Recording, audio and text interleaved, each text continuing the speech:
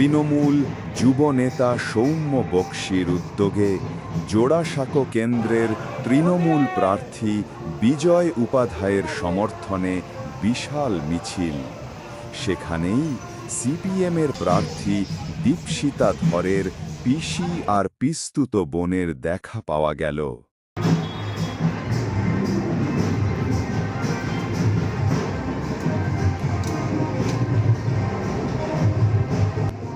শুধু দেখা পাওয়াই নয়, রীতিমতো মিছিলে হাঁটলেন তারা।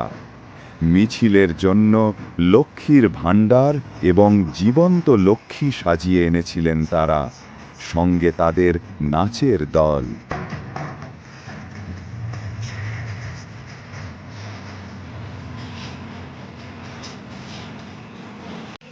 বাম প্রার্থীর পরিবারের লোক হয়ে তৃণমূলের মিছিলে কেন? রোজগারের জন্য?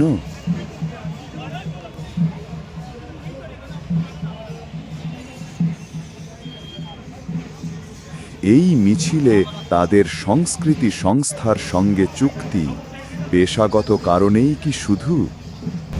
ও সেজেছে হচ্ছে লক্ষ্মীর ভাণ্ডার, আর আমাদের মাননীয় মুখ্যমন্ত্রী মমতা বন্দ্যোপাধ্যায়, মানে জাস্ট আমরা চেষ্টা করেছি আর কি।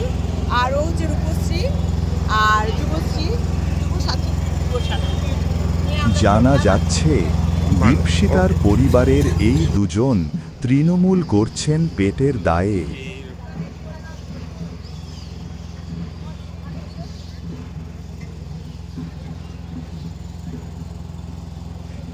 S media report.